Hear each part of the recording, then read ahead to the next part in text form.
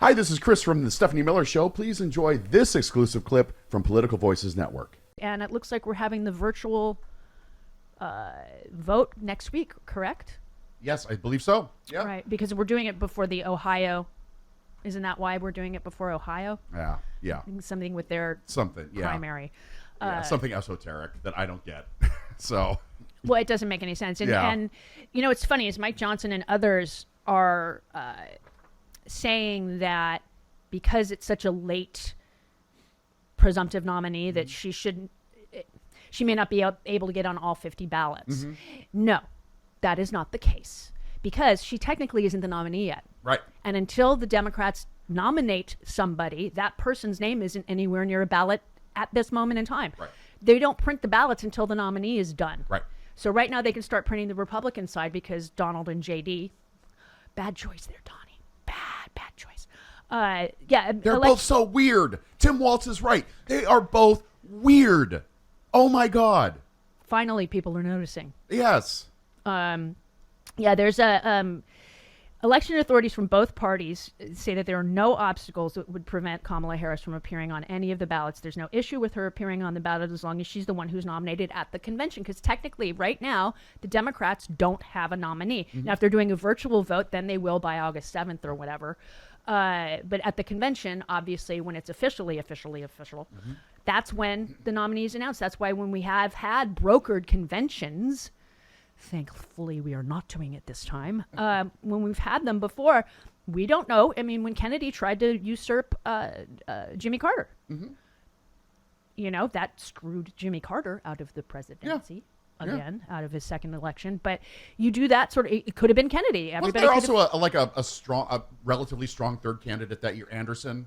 I think so. Yeah, and so that took away a lot of votes from Carter as well. Right. So there were a few issues. And the whole Iran thing with Reagan, you know, breaking the law. Yeah. That sort of thing. Yeah. But no, I mean, broker conventions would have, if Kennedy had succeeded, then he would have been the nominee in 1980 and not Jimmy Carter. So there's that. The nominee is not decided until it's decided. So Mike Johnson and others who may try to sue have no standing. Right. There's literally, the Democrats are choosing their nominee next month. Yep. That's when it's chosen. Yeah. So there. And as much as you want to get rid of J.D. Vance, it's not going to happen, kids. He is just... Weird. Yeah. He's weird. And it's all coming out. Yeah. Thankfully. Yeah. And he just, it's like, I don't. It's, well, the Harris campaign has already had opposition research on him. Right. They're releasing stuff left and right here about his past, what he said in the past, all the weird things he's said in the past. You know, the cat lady comment. They have that at the ready. Oh, I'm getting my cat lady for Kamala shirt. It's on its way. Yeah. And also the flying black people out of Ohio or preventing black women from being flown out of Ohio to get abortions. Right. You know, that whole thing they had ready. They've done a lot of opposition research on him already, and they've been ready. I think they were doing it on everybody that was a potential VP pick. Sure. Because that's just smart. That's what you have to do. But they haven't been. It's hilarious. You would think that they would have enough oppo research on Kamala Harris since she's been the vice president for 4 years. The only thing they've said is that she has a weird laugh. Who cares? We've heard that for the last 4 years. Come up with something new. Nobody cares about the laugh anymore. No, it's right. like the dumbest thing, and it's just. I think the old tropes, the misogyny, and the racism, I don't think they're going to work this time like they did against Hillary Clinton. Unfortunately, it worked against her because she also had 30 years of that behind her. Yeah, I mean, it was... They pelted her for forever. A really long time. And forever. Like it or not, it did damage. Of course it did. I mean, I remember during that election, a friend of mine saying, well, I just don't like her. Well, why don't you like her? And nobody could ever come up with a political reason. I just don't like her. Yeah. And that's 30 years of people berating her. And while she was the first lady and the first lady in Arkansas, too, I mean, just... because she had the audacity to have ideas. Yeah. Oh, ladies, you're not supposed to do that. Yeah. So, I mean, we have a shot this time, everybody, ladies. And the white man call is doing very well, by the way. Y'all make that Zoom call today. Yep. The white ladies did it. You broke Zoom, and it was on YouTube. Good for us. The homos did it too. The homos did it. I heard you were Yeah. going to get on, but you didn't.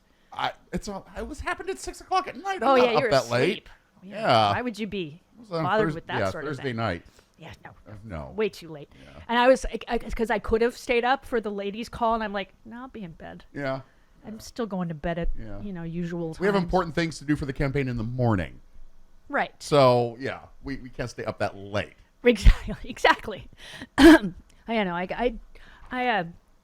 Excuse me. So the whole laughing at Trump thing, because he actually said last week, I don't like it when people laugh at me. Why did he admit to that? Yeah, he shouldn't have said that. Why would you admit to something like that? It just makes people want to point and laugh at you. Well, we kind of knew this all along. Right. But for him to come out and say it, it's like, why? You just, gave us a scab to pick at. I know. It's so easy to laugh at him. Yeah. It's so easy. It is so easy. In fact, we have, number 6, Pete Davidson had some comments. Formerly of SNL? Formerly of SNL regarding Donald. Yeah. He doesn't really know how to read. For real. Yeah, and he loves to improv. Yeah. So during the table read, he before we were gonna before he had to read each line, and he's the host, so he's at everything. He would go, "I'm not gonna say this. I think I'm gonna say it the way I want to say it. Is that okay? Is that okay, Lauren?" Yeah, and he went on to say this. This is my favorite part. Is there was a sketch that we wrote where he's at Disneyland with his daughter. And the line is, "All right, let's get out of here. Turkey legs? Let's go get turkey legs?" Right. And he doesn't know how to read. So he went, "All right, let's get out of here, turkey legs." He called his daughter turkey legs. Oh, yeah. Maybe that was his improv. Oh, no, it wasn't. And then he looked up, he doesn't get it. He thinks if everybody's laughing with him, but we're all laughing at him. And it was crazy. He would be like, "I did a good job, right?" And we're like, yeah. Did he need reassurance, a lot of reassurance, or was he pretty confident? He constantly kept saying how amazing the ratings were going to be. And they were. He's like, "This is going to be number one." I mean, wow. It just confirms what we've all thought about him. Yeah. I mean, it's not a surprise, Right. but it's kind of funny that that's going around Yeah. right now because Donald doesn't like that. Right. Do not play that on Twitter or anywhere else, or put it on Truth Social. Don't do that. It will upset him because he's.